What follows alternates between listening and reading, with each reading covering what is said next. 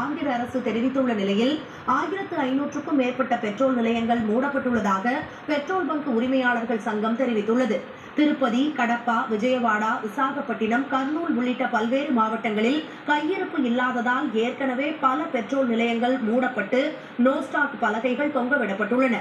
இதனால் திறந்திருக்கும் சில பெட்ரோல் மையங்களில் நீண்ட வரிசையில் வாகனங்கள் காத்திருக்கும் நிலை உள்ளது.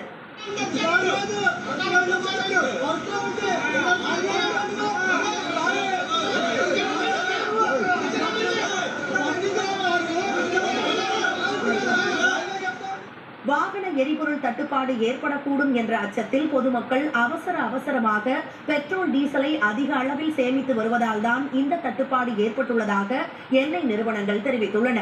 ஆனால் லாரிகளுக்கு 5000 ரூபாய்க்கும், டிராக்டர்களுக்கு 1500 ரூபாய்க்கும், இருசக்கர வாகனங்களுக்கு 200 ரூபாய்க்கும் மட்டுமே எரிபொருள் வழங்கப்பட்டு வருவதாக தகவல்கள் தெரிவிக்கின்றன. இதனிடையே ஆந்திராவில் பெட்ரோல், டீசல் தட்டுப்பாடு திட்டமிட்டு செயற்கையாக உருவாக்கப்பட்டுள்ளதாகவும் மத்திய, மாநில அரசுகள் உரிய நடவடிக்கை எடுக்க வேண்டும் என்றும் வாகன ஓட்டிகள் கோரிக்கை விடுத்துள்ளனர்.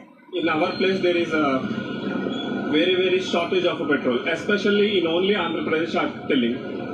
In another states it's good in fuel, but here it is created by telling someone. வாகன எரிபொருள் தட்டுப்பாட்டை போக்க அனைத்து மாவட்ட ஆட்சியர்களும் ஒரே